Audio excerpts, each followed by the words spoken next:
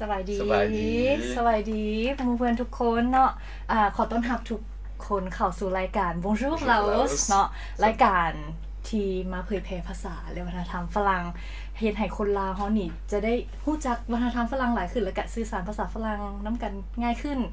เนาะและเฮานี่จะมาเจอกันทุกๆ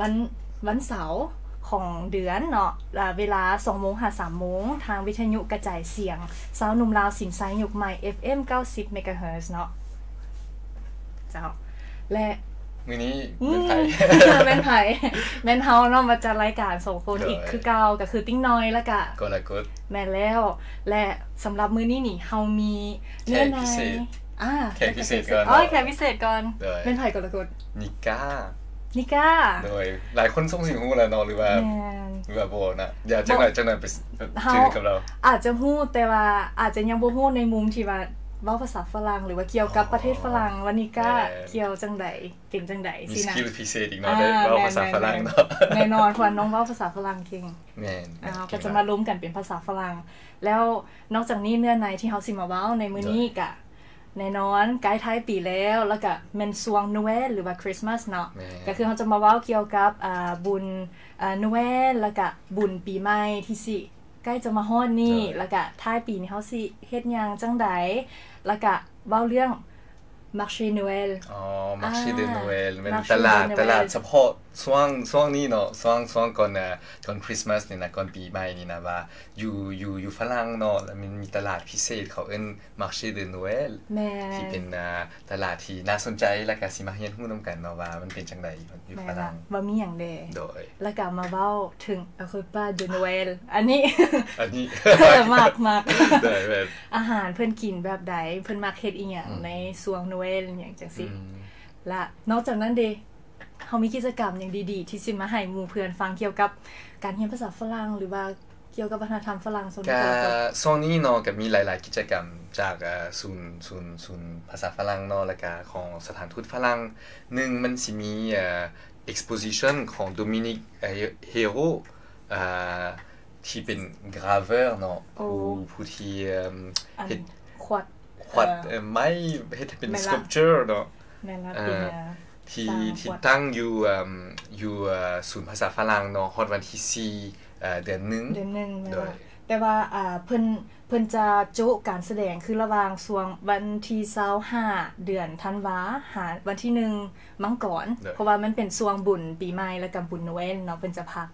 แต่ว่างานวางแสดงจะถึงวันที่4มังกรเวลา 8:30 น. ถึง 5:30 น. โดยลาเป็นงานที่ฟรีเขาสามารถเข้าไปเบิ่งได้ไปเบิ่ง sculpture ของDominique Hero ได้เนาะแม่นๆแล้วอันที่2ก็เว้าเรื่องทุนเนาะทุนการศึกษาอยู่ประเทศฝรั่งเนาะมันสิมีทุนของ Bourse du gouvernement français ที่เปิดแล้วและสิปิดวันที่1เดือน2กุมภาโอ้น่าสนใจผู้ใดอยากไปเรียนต่ออยู่ที่ประเทศฝรั่งเนาะต้องเตรียมตัวให้พร้อมสำหรับโอกาสดีๆเทื่อนี้นั่นล่ะไปซอกเบิ่งได้อยู่เว็บไซต์ของ Campus France หรือว่า Facebook Campus France Laos โดยเจ้า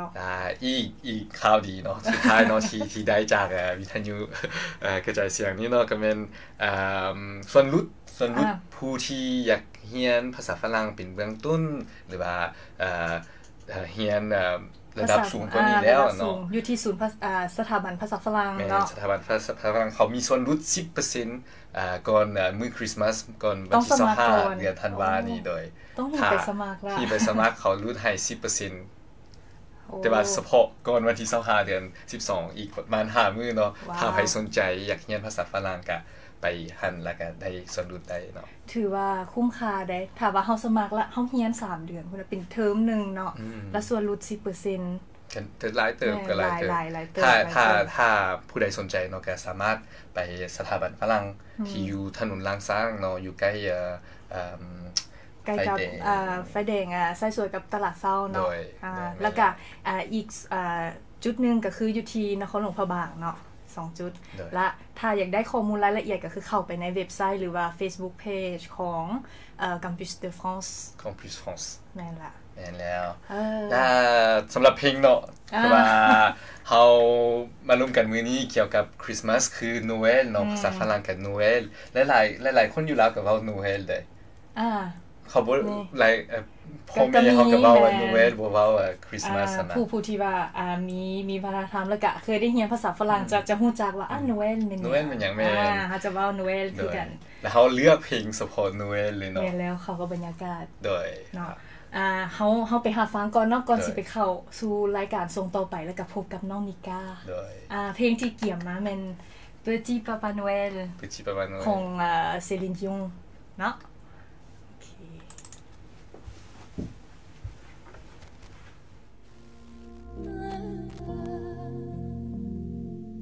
C'est la belle nuit de Noël, la neige étend son manteau blanc et les yeux levés vers le ciel, à genoux les petits enfants, avant de fermer les paupières, font une dernière prière.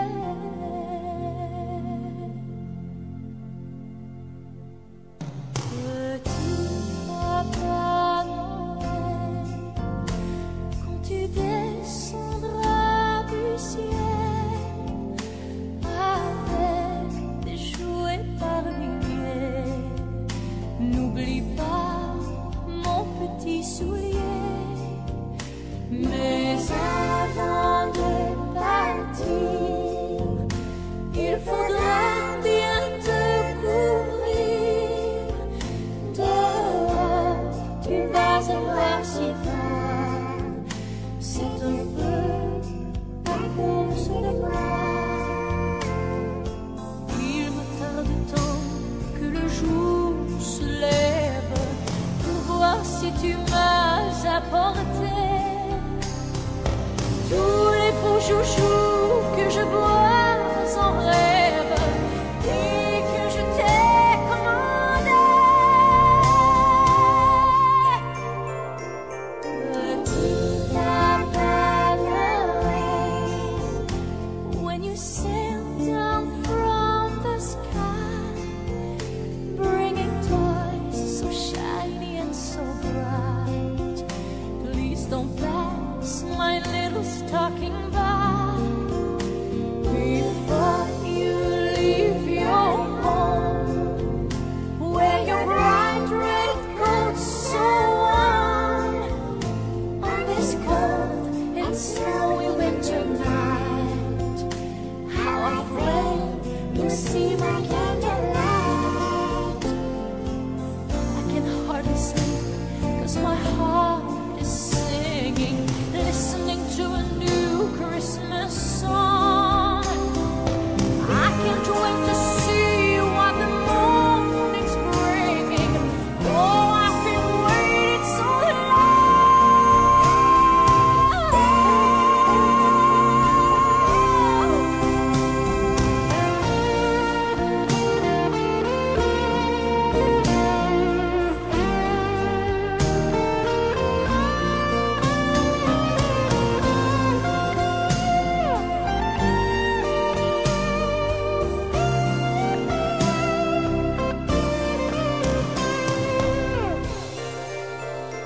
Petit Papa Noël, quand tu descendras du ciel avec des jouets par milliers, n'oublie pas mon petit soulier. Petit Papa Noël.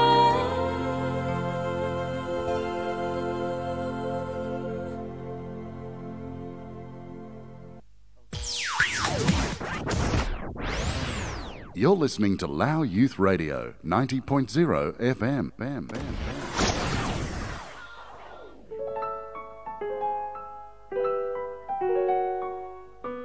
เจ้าเว้าภาษาฝรั่งบ่ Vous parlez français ภาษาฝรั่งบ่ยากคือดังที่ท่านคิดมาเรียนภาษาฝรั่งแบบม่วนๆไปกับพวกเฮากับรายการ Bonjour Laos สบายดีฝรั่ง J'aime la France J'aime la gastronomie française J'aime la culture française J'aime la musique française ติดตามพวกเฮาได้ทุกๆวันเสาร์และวันอาทิตย์เวลา 14:55 น.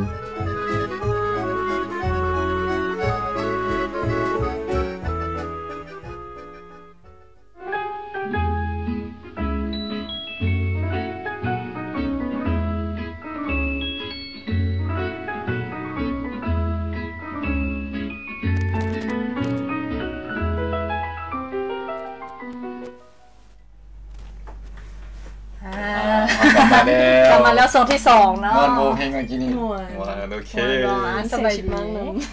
Bienvenue. Bienvenue Nika. Ça va, Nika. สบายดีโอเค Venez, non, Nika, invité spécial de notre émission. แม่นละ La House Malum เป็นภาษาฝรั่ง แม่นละ หลักๆเนาะ หลักๆแล้วเขาก็จะมีอธิบายเป็นภาษาลาวนำเพื่อหมู่เพื่อนผู้ใดที่แบบอยากเข้าใจแล้วก็ยังบ่ได้ภาษาฝรั่ง เนาะ แม่นละ ฉันให้นิก้าเนาะแนะนำตัวเองเป็นภาษาฝรั่งแล้วก็อธิบายว่านิก้ามาแต่ไสแล้วก็เรียนภาษาฝรั่งอยู่ไส Ok. Bonjour à tous et à toutes. Moi, je m'appelle Pani Prandongmala ou Mika. J'ai 15 ans et je suis en première dans la classe bilingue au lycée de Vientiane. Et maintenant, j'apprends le français depuis 9 ans et j'ai gagné le DEM A2 et B1. Génial. Bravo Pour le DELF, c'est pas facile. C'est pas facile le DELF. Le test est compliqué, mais ton niveau, je pense que très bien. C'est très bien. Ouais. Merci. อธิบายหน่อยนึงเนาะคือนิก้าเนี่ยกะเฮียนนั่นอยู่ห้อง2ภาษาเนาะแล้วนิก้าก็ว่านิก้าได้สิ่งระดับภาษาฝรั่งคือได้ระดับ A1 กับ hot A2 hot B1 เนาะก็คือในการเรียนภาษาฝรั่งเนาะถ้าคนที่เรียนเนาะก็น่าจะรู้ว่าการที่เฮาเรียนภาษาฝรั่งจะมีวัดระดับเพื่อว่าไปเรียนต่อหรือว่าสมัครงานอย่างต่างๆจะเทียบตัวนี้กับ B2 เฮาสามารถไปเรียนอยู่ฝรั่งได้บ่ได้เลยสามารถนำใส่ B2 ไปเรียนอันนี้เป็นระดับพื้นฐานที่ว่าต้องมี B2 ที่จะไปเรียนแล้วนิก้าเรียนอยู่โรงเรียนบิลังที่อยู่มอสเวียงจันทน์โอเคก่อนนั้นนิก้าเรียนอยู่ไสอยู่โศกปะหลวงประถมโศกปะหลวงเป็นเด็กเก่าโศกปะหลวงคือกันอันนี้นะให้เดียวนั่นแหละแต่ว่าบ่ได้เรียนภาษาฝรั่งตอนอยู่ในเดียวไปเรียนต่อก่อน Pourquoi tu as choisi d'apprendre le français? Est-ce qu'il y a une raison qui t'a poussé à apprendre le français? Oui, pour commencer dans la classe bilingue. Premièrement, je suis en Nouvelle-Zélande pour 2 ans. Et après, quand j'ai revenu au Laos, toutes les écoles m'ont dit que je dois commencer par Bonung. Mais j'ai déjà fini Poso dans Nouvelle-Zélande. Bon, il y a juste école sur pas loin que il m'a dit que oui, je peux commencer par Possam. Qui t'accepte à continuer à Possam. Parce que dans ce moment, ma langue lao n'était pas encore forte comme maintenant. Oui, donc j'ai préparé et entrer dans l'école sur pas loin. D'accord. Donc à l'école sur pas loin, on commence à apprendre le français à partir de Possam. Oui. D'accord. C'est génial. โอเคก็คือสิอธิบายน้อยนึงคือนิก้าเนาะเคยได้ไปใช้ชีวิตอยู่นิวซีแลนด์ตอนอายุ5 ปี7 ปีแล้วก็เรียนอยู่หั่นจนจบป.2 แล้วกลับมาเมืองลาวและปกติก็ต้องต่อป.3 ไปเลยแต่ย้อนว่าน้องมีปัญหาเรื่องภาษาลาวเรียนว่าต้องได้เรียนคืนนั้นนี่เนาะต้องกลับไปเริ่มจากป.1 แต่ว่าน้องก็ใช้ความพยายามแล้วก็ผู้ดีไปซ้อโรงเรียนก็คือโรงเรียนสุขหลวงที่สามารถรับน้องเข้าไปเรียนป.3 โตแล้วก็เลยได้เรียนอยู่ในคลาสบิลังโชคดีเนาะเพราะว่าได้ไปโรงเรียนสุขหลวงแล้วได้ไปเรียนภาษาฝรั่งเนาะทำอีกก็บ่ได้ภาษาฝรั่งเลยแต่เข้าไปเรียนหั่นละมักก็เลยเรียนมาฮอดตอนนี้เลย Du coup, oui, t'as appris le français depuis l'âge de 7 ans jusqu'à maintenant. Ouais. T'as quel âge maintenant? 15 ans. 15 ans. 15 ans. Donc t'as appris le français 7 ans déjà. 8 ans. 8 à 9 ans. 8-9 ans. 9 ans. Waouh. Ok. C'est génial. Et, quelle est la difficulté de apprendre la langue française Ouais. au début? Je pense qu'il y a beaucoup de grammaire dans la langue française. Et quand les Françaises parlent, ils parlent trop vite et je ne peux pas comprendre. Ouais. Avec un peu plus d'exposition, on va dire ça comme ça, avec et l'environnement. l'expression, il y a aussi des vocabulaires qui est très très compliqué. Oui, et une vocabulaire,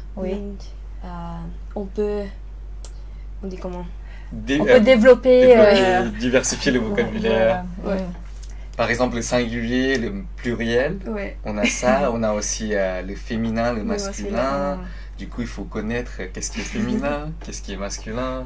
Et aussi les verbes. Tu dois conjuguer les verbes à plusieurs temps. Et aussi quand c'est je, tu, il, elle, nous, vous, c'est toujours différent. Mais c'est un exercice. C'est un exercice d'apprentissage qui, je pense, t'aide à améliorer la façon d'apprendre les choses, à retenir les choses en plus. Ok. Donc, le vocabulaire français, la grammaire française,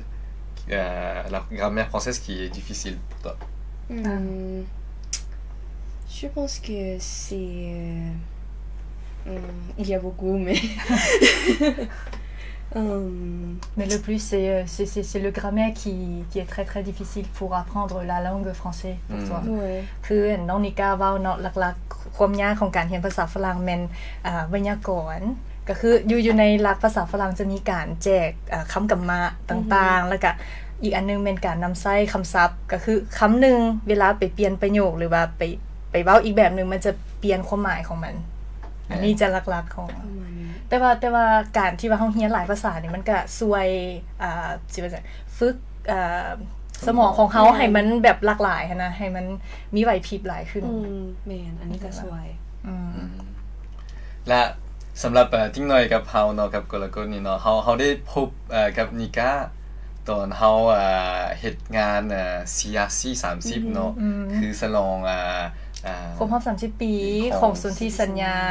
ว่าด้วยสิทธิเด็กแม่นแล้ว Donc en français c'est la Convention des droits des enfants pour la célébration du 30e anniversaire de la Convention des droits des enfants. On a rencontré Nika qui était l'une des représentantes de la jeunesse pour cette consultation où on a appris ensemble et a expliqué quelles sont les difficultés pour les enfants au Laos, quelle est la situation pour les droits des enfants en ce moment au Laos, d'où est-ce qu'on est venu, où est-ce qu'on est maintenant, et à imaginer ensemble avec les participants comment sera l'avenir pour les enfants, l'avenir et le droit des enfants pour le Laos dans le futur. Et je voulais parler de ça un peu plus aujourd'hui pour avoir l'opinion de l'avis de Nika par rapport à comment les droits des enfants devraient évoluer dans 10 ans.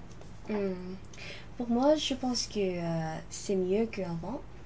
Qu'avant. Et il y a plus d'occasions pour les élèves, pour les enfants. Et il y a la égalité des genres. Mais il y a aussi que les enfants ne pas compléter. On dit comment? La formation. La formation, l'éducation. Et il va mieux si en 2030, c'est la Generation 2030, tous les enfants peuvent verser dans l'école et tous les enfants puissent avoir une éducation de qualité. Tous les enfants puissent aller à l'école et finir l'école, par exemple le lycée au moins. Au moins le lycée. Ouais, je suis d'accord. Ok. ก็คือน้องนิก้าเนาะคือเมื่อกี้เริ่มตั้งแต่กรกฎได้เว้าว่าเขาจะได้เขาฮู้จักนิก้ามาตั้งแต่ตอนที่ว่ากล้าเขียมเกี่ยวกับ ครบรอบ30 ปีของสนธิสัญญาว่าด้วยสิทธิเด็กก็คือเขาได้จัดตั้งแต่ตอนเฮ็ดในแต่ละแขวงแล้วก็เฮ็ดอยู่นครหลวงเวียงจันทน์เนาะโดยการรวบรวมเอาเด็กน้อย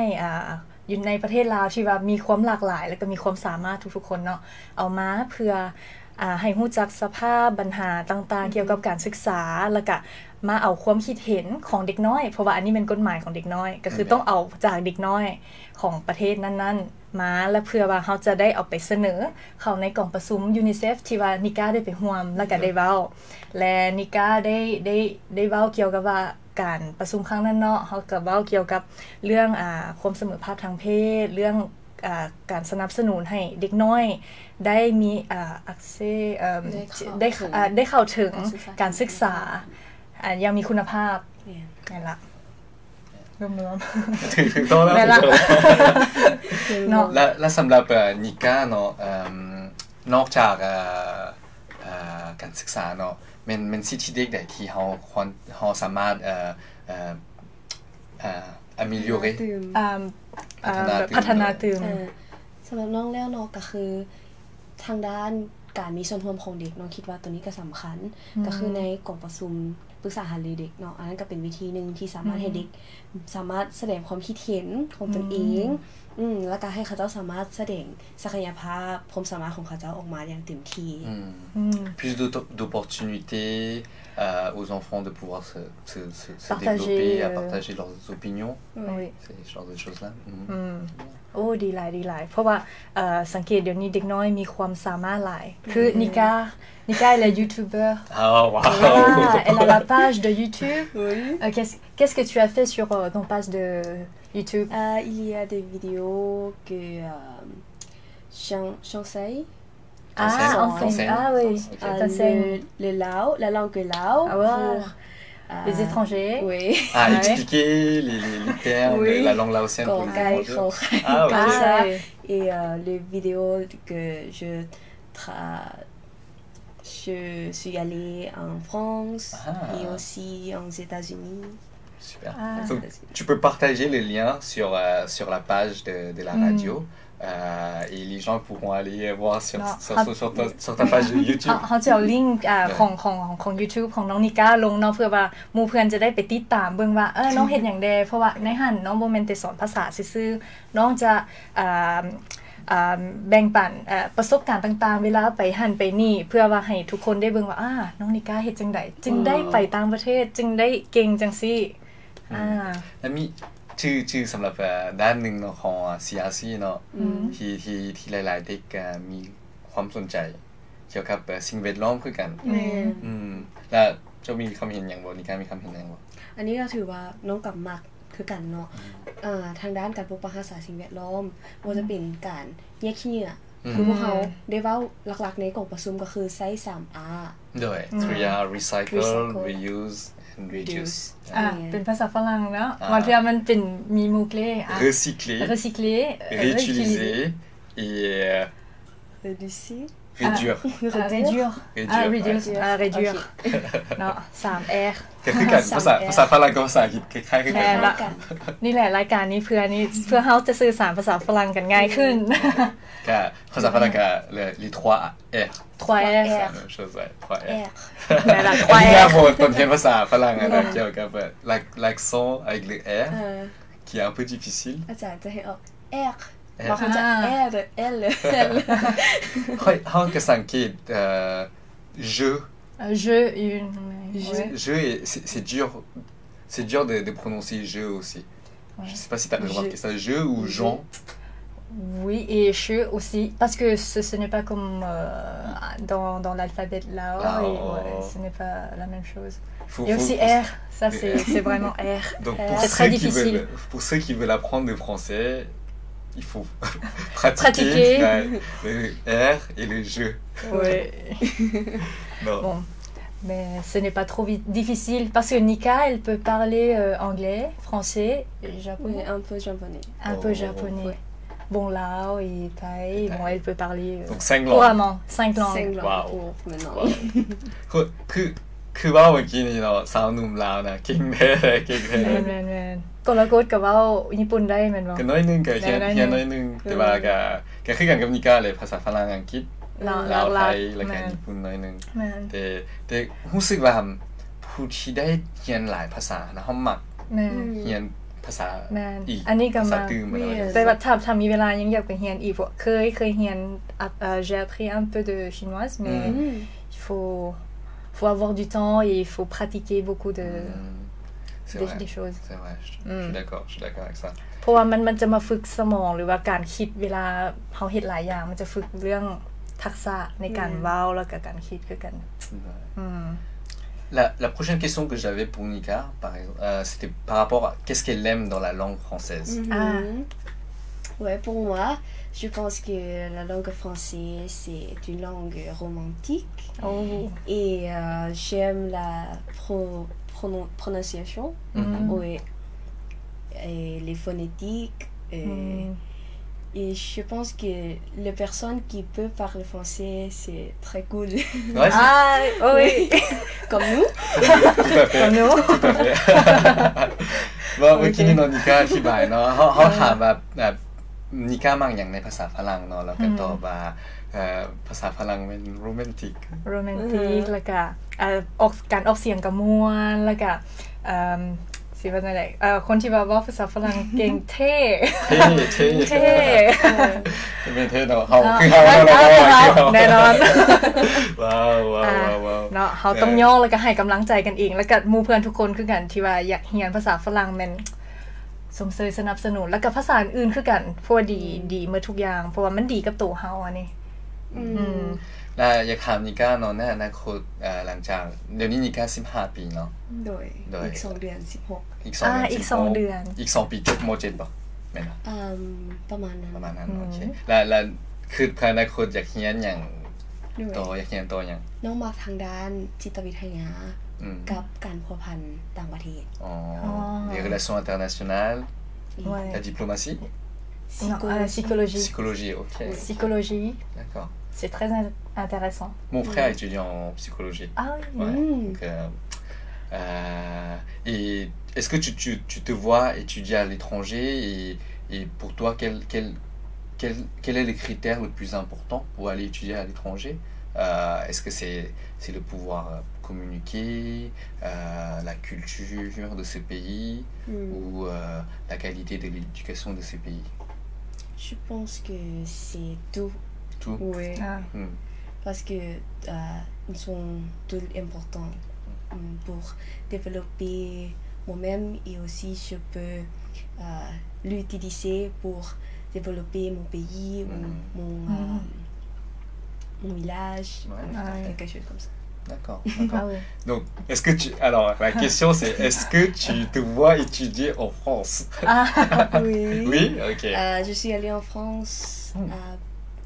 3 semaines. Pendant 3 semaines, ouais. Oui, en juillet. D'accord. Oui. C'est une bourse linguistique de l'ambassade de France pour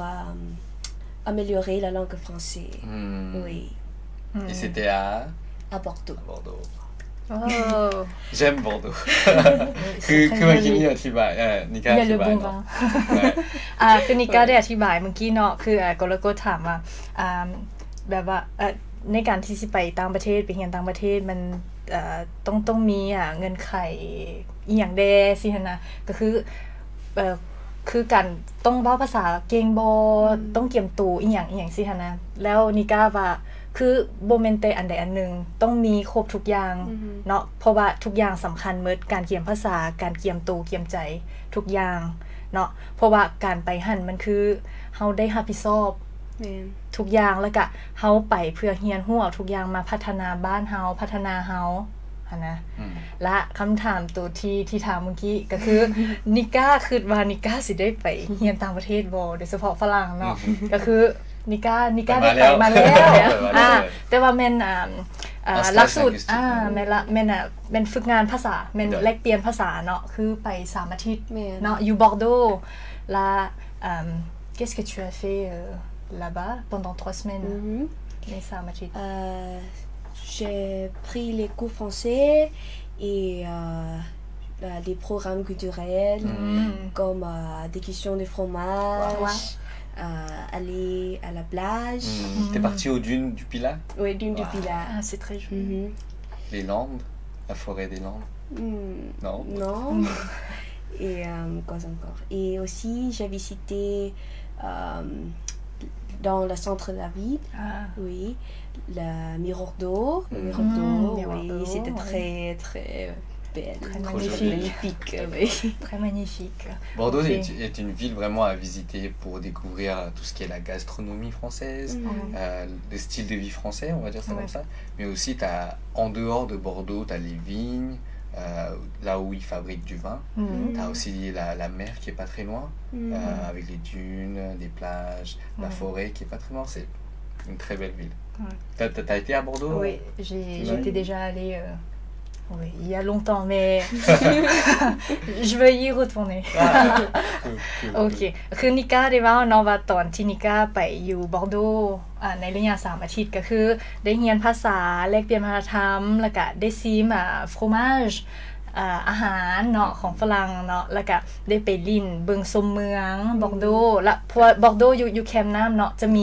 น้ำพุแล้วมันจะเป็นคือกระจกเขาจะเอิ้นว่ามีวักดูเนาะแม่นกระจกน้ำแล้วก็เขาจะเปิดน้ำพุอีกอย่างขึ้นมาน้ำอะไรว้าวและในอนาคตนิก้าคิดว่าสิไปเรียนrelations internationales en France ก็อยากไปก็อยากลองสิ่งทุนเนาะคือมันจะมีทุนตัว Books Excellence ที่ได้ไปไม่ละกำลังเปิดอยู่เด้อแต่ว่าปีนี้สิ่งบ่ได้เทื่อเพราะยังบ่ทันได้จบอีก2 ปีเกี่ยมพร้อมมีเวลาเกี่ยมพร้อม2 ปีกะเล็งๆไว้หลายบอลอยู่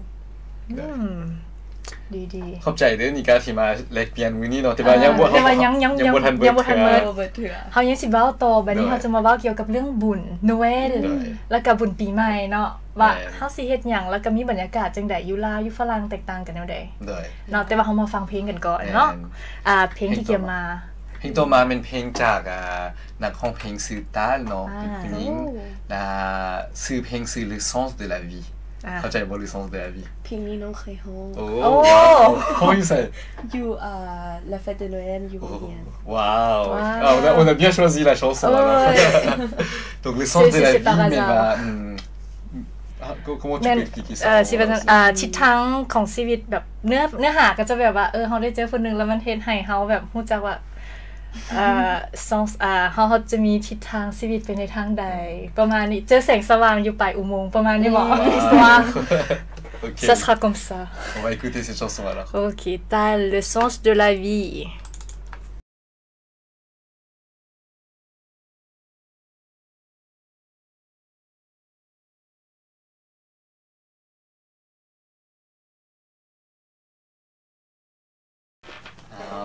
กลับมาส่งสุดท้ายของรายการแล้วเนาะแล้วเมื่อกี้เราฟังเพลงของต้าเนาะ Le Sens de la Vie แม่ละและนิก้า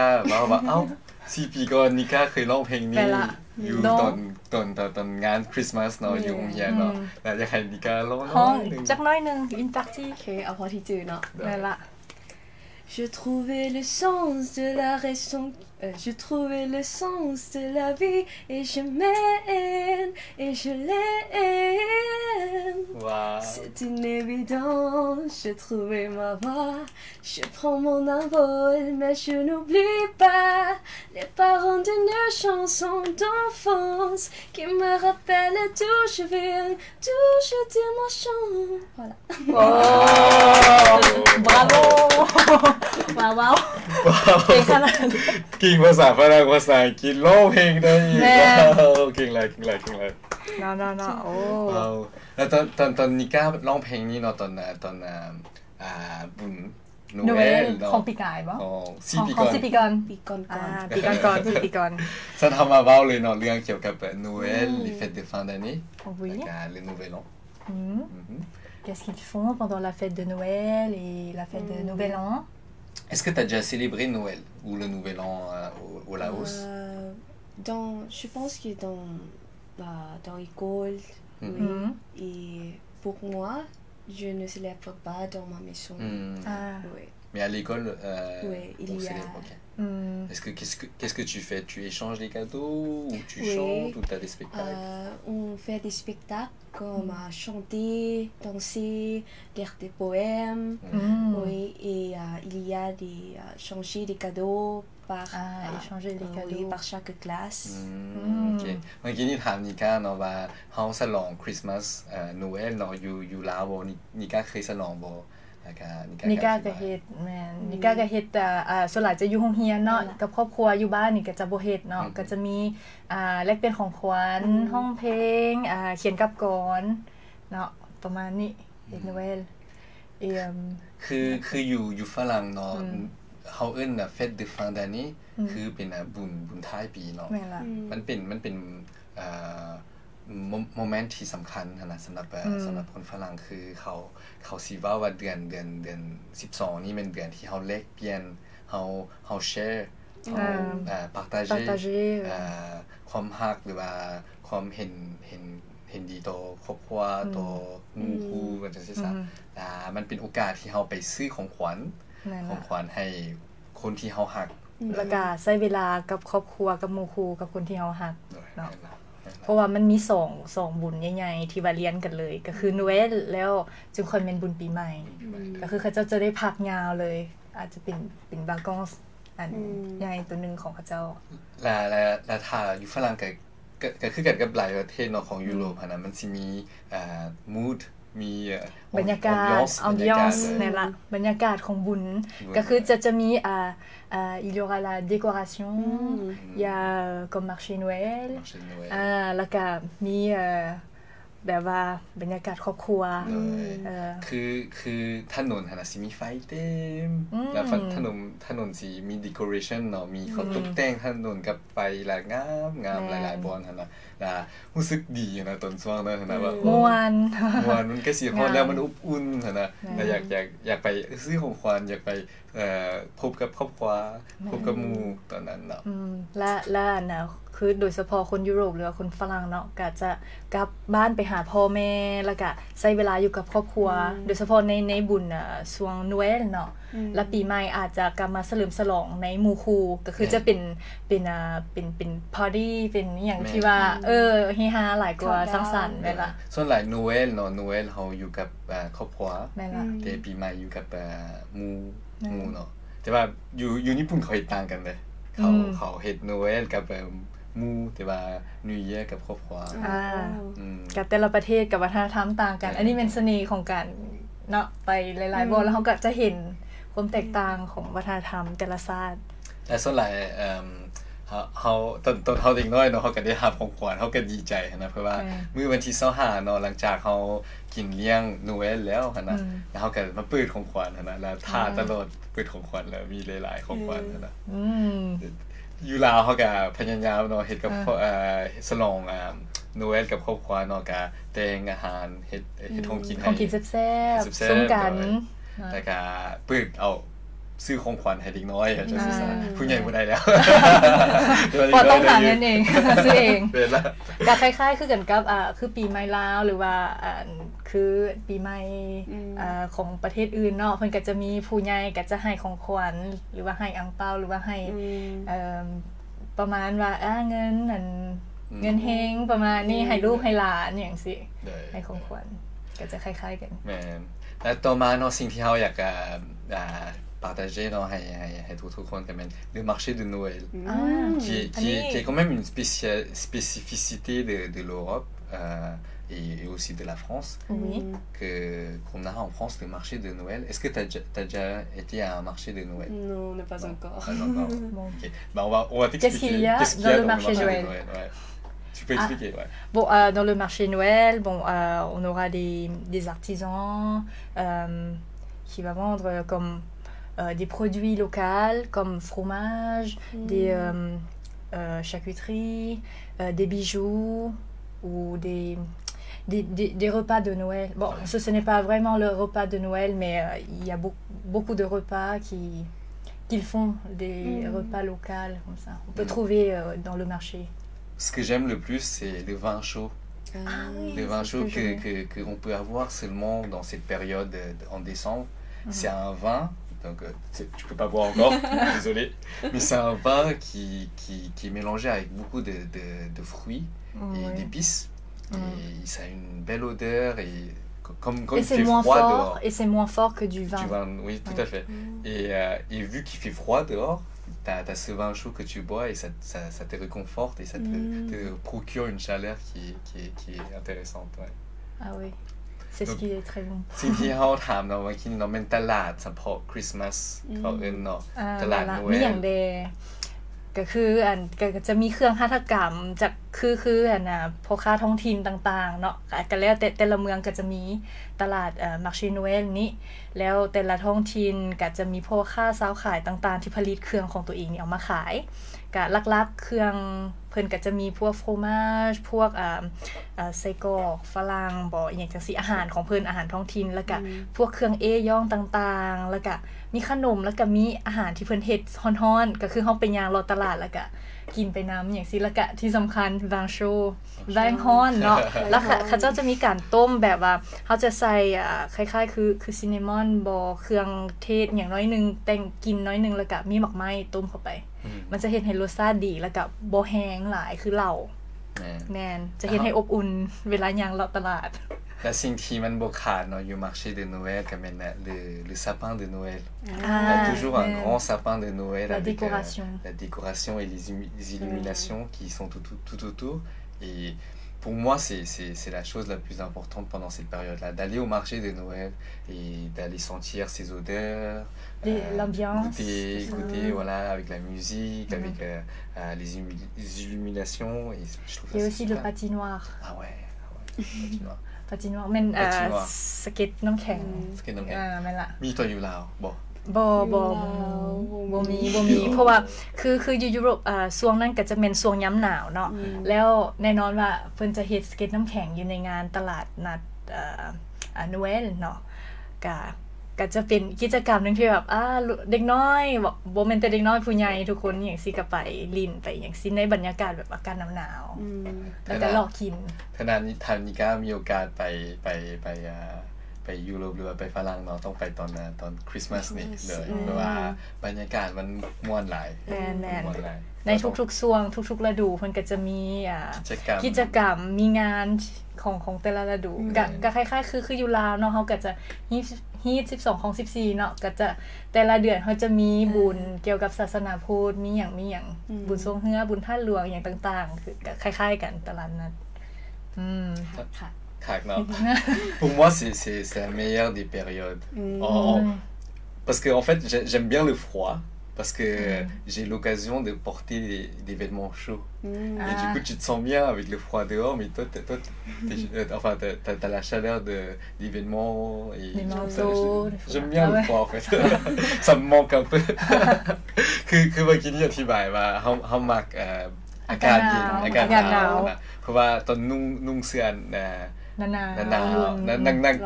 วก็มันอุ่นนะรู้สึกดีนะตอนนั้นนะรู้สึกปลอดภัยแต่คิดฮอดหน่อยนึงเนาะโดนเราบ่ได้ไปแม่นคิดฮอดโดยเฉพาะอาหารแม่นบ่กละกดโดยเฉพาะอาหารบางโชนี่ถือว่าเป็นสัญลักษณ์ของmarché Noël ดีและสำหรับ repas de Noël et le repas du Nouvel An อันตัว repas de Noël นี่คือคำว่าเนาะส่วนหลายคนฝรั่งเพิ่นจะกลับมาอยู่กับครอบครัวแล้วก็แต่งกินเฉพาะในครอบครัวจะเป็นบรรยากาศเฉพาะคนในครอบครัวอีหลีและใน repas de Noël ก็จะมีส่วนหลายแน่นอน fromage มี fruits de mer fruits de mer คืออาหารทะเลอาหารทะเลเพิ่นจะกินเป็นสดๆเนาะเพิ่นจะบ่ปรุงแต่งหลายก็คือสดๆแล้วก็เพิ่นจะกินกับมายองเนสแล้วก็มีพวกเมนูพวกหยังกินน้ำแล้วก็Il y a aussi le chapon de Noël. C'estมันเป็นไก่งวงนะคือกันไก่งวงแล้วเขามี French fry เนาะ frites à côté. Et après t'as le dessert qui est la bûche de Noël. bûche de Noël อันนี้แล้วแต่เลยบางคนก็จะแบบงามๆnon mais เฮียนเฮียนฮู้เกี่ยวกับอันอย่างนี้bûche de Noël. Je pense que tu peux en trouver aussi au Laos les bûches de Noël. Mais c'est un gâteau, enfin une pâtisserie spéciale pour cette période-là aussi. T'as soit les bûches qui sont roulées avec les crèmes. Comme le bois. Comme le bois, voilà, comme bûche le bois. de bois. Oui, on fait comme la décoration, comme on veut. Et un autre type de bûche de Noël, c'est glacé. C'est une glace, mais qui a une forme de bûche de bois. เข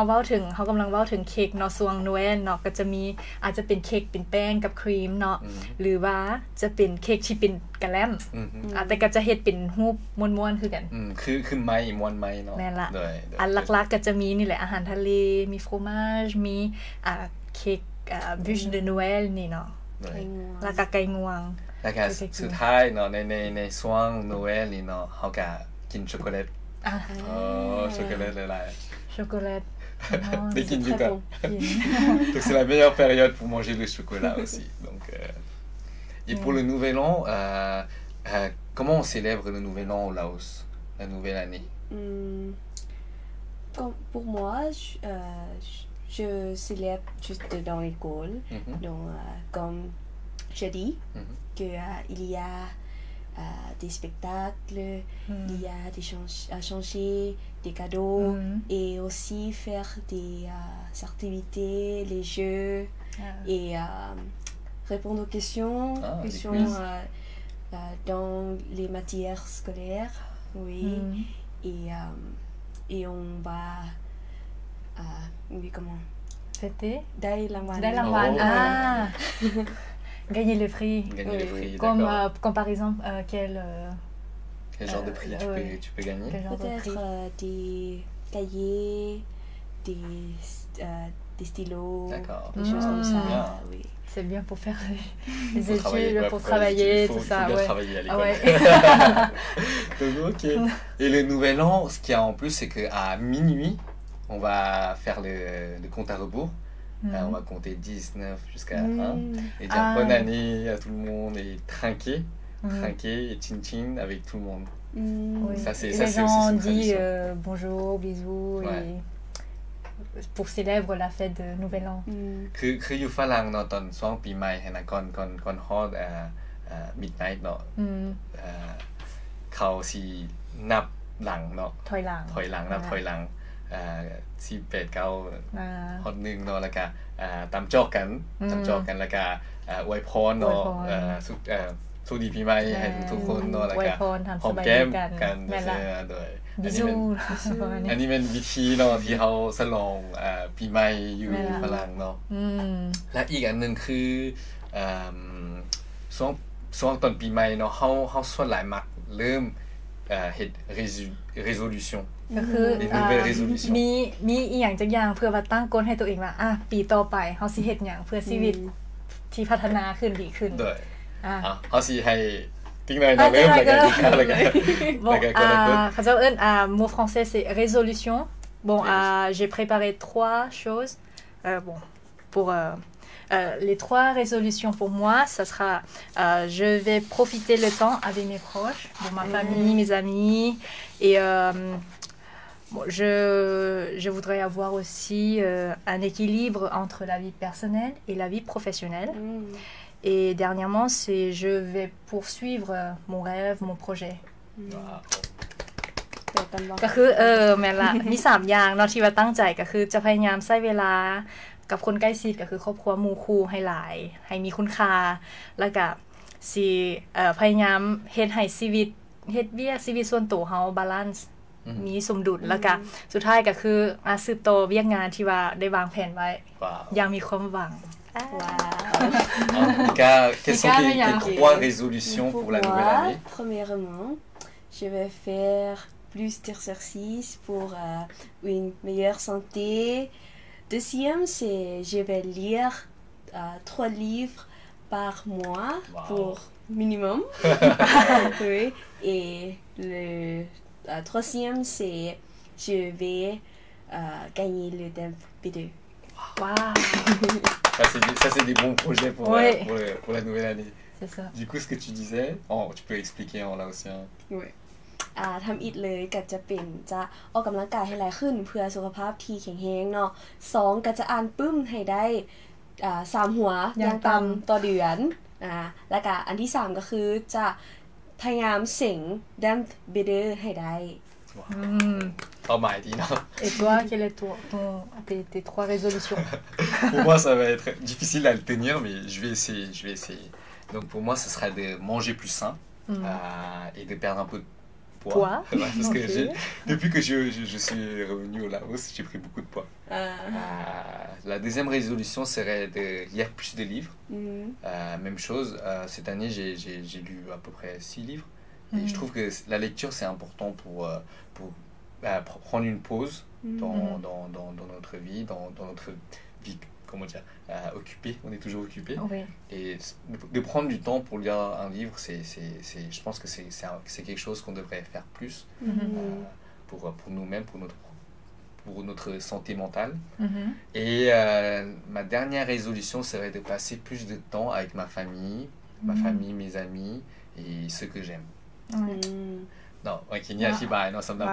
resolution บ่ฮู้ว่าภาษาลาวเป็นหยังเป้าหมายป่ะน่าจะเป็นสิ่งที่คาดไว้แบบแม่นสิ่งที่คาดไว้เพื่อให้มันเกิดเป็นผลนะเป็นผลสำหรับปีหน้าเนาะคือกันกับว่าเฮาว่าวันนี้ว่าอยากกินอาหารที่ดีต่อสุขภาพโดยเพราะว่าแล้วก็ลดน้ำหนักงานที่2ก็เป็นอ่านปึ้มหลายคนเก่าเพราะว่าคือแบบตอนอ่านปึ้มพะนั้นมันได้บรรยากาศแล้วก็ได้สติได้เวลาตัวเองนั่นล่ะอันที่3ก็เป็นใช้เวลาเพื่อหมู่ครอบครัวแล้วก็คนที่ฮักเนาะหลายๆคนเก่าสิซะเลยเนาะอันนี้ก็เป็น3อย่างที่ว่าเฮาวางไว้ของแต่ละคนเนาะว่าปีหน้าสิเฮ็ดหยังล่ะของท่านผู้ฟังได้มีหยังก็สามารถคอมเมนต์กันเข้ามาเพื่อว่าเฮาอาจจะเอามาปรับใช้นำเพื่อพัฒนาชีวิตให้เฮาดีขึ้นเนาะเชียร์เข้ามาเฮาก็มี3อย่าง3คำศัพท์เนาะที่เฮาอยากแชร์ให้ทุกๆคนเนาะสำหรับles fêtes de fin d'année คือตอนเฮาอวยพร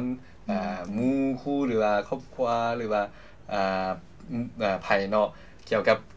โนเอลเนาะคริสต์มาสเฮาก็ว่า Joyeux Noël Joyeux Noël Joyeux Noël Joyeux Noël Joyeux Noël เอาไป1 2 3 Joyeux Noël อันที่2สำหรับโชคดีปีใหม่เนาะภาษาฝรั่งก็เป็น Bonne année Bonne année Bonne année 1 2 3 Bonne annéeถ้าสำหรับช่วงนี้เนาะก็เป็นบอนเฟสไปบุญเนาะไปบุญต่างๆก็ขอให้ม่วนๆเนาะไปบุญให้ม่วนๆก็คือบอนเฟสโอเคบอนเฟสก็คือ3คำที่ว่าเฮาแนะนำให้หมู่เพื่อนเนาะง่ายๆเฮาไปเว้าได้เข้าใจง่ายในช่วงนี้ Donc vu que la semaine prochaine c'est à Noël donc je vous souhaite un joyeux Noël et passer de bons moments avec votre famille, vos amis et ceux qui vous sont proches. Non. Et pour moi, je vous souhaite de bonne santé. Ça, c'est très important. Et oui, c'est la santé qui est très importante. Si on a la bonne santé, on pourrait faire tout notre projet et on pourrait profiter les temps avec nous-mêmes et notre proche.Ça c'est très important นิกาเด้นิกาตัวสุดท้ายเนาะขอให้พ่อให้ทุกคนเนาะมีสุขภาพแข็งแรงลิ้นบุญให้ม่วนๆและก็ขอให้ทุกคนได้ใช้ชีวิตใช้เวลากับครอบครัวให้ได้หลายๆและก็สามารถบรรลุเป้าหมายที่ตั้งไว้เพื่อจะเฮ็ดให้สำเร็จในปีหน้าขอบใจหลายๆนิกาขอบใจหลายๆนิการ่วมกับเฮามื้อนี้แล้วก็แลกเปลี่ยนเนาะสิ่งเกี่ยวกับวิธีสิ่งดีๆต่างๆแม่นเกี่ยวกับภาษาฝรั่งที่นิกาเรียนเนาะแล้วเฮาก็สำหรับมื้อนี้จบแล้วแม่นละเวลาเฮาก็หมดลงเท่านี้แหละไว้ขนาดเลยถ้ามีโอกาสเฮาอาจจะได้กลับมาเจอกันเนาะอาจจะเซิร์ชนิกามาปาร์ตาเจสิ่งดีๆเพื่อให้หมู่เพื่อนได้มีกำลังใจหรือว่ามีแนวคิดอีเดในการที่จะเรียนภาษาแบบใดแนวใดเนาะแต่ถ้าสนใจเนาะก็ไปเบิ่งวิดีโอของนิกาอยู่ใน YouTube แล้วก็เราเสียอธิบายให้เด้อแม่แล้วขอบใจหลายๆขอบใจท่านผู้ฟังเนาะแล้วก็รายการโดยเฉพาะนิกาเนาะแขกรับเชิญของพวกเฮาและอย่าลืมเด้อว่าเฮามีนัดกันปีหน้า โดยปีหน้าพุ่นได้ปีหน้าที่เขาจะโชคดีปีใหม่ให้ทุกๆคนให้มีสุขภาพแข็งแรงแล้วก็เฮาเจอกันปีหน้าแม่ละเจอกันปีหน้ามีแต่เฮาฟังเพลงก่อนเนาะก่อนจากกันก็คือเพลง All I Want for Christmas is You แต่ว่าเป็นเวอร์ชันภาษาฝรั่งโดยเนาะต้องขอลาไปก่อนท่านผู้ฟังเนาะขอบใจหลายๆขอบใจหลายๆวันนี้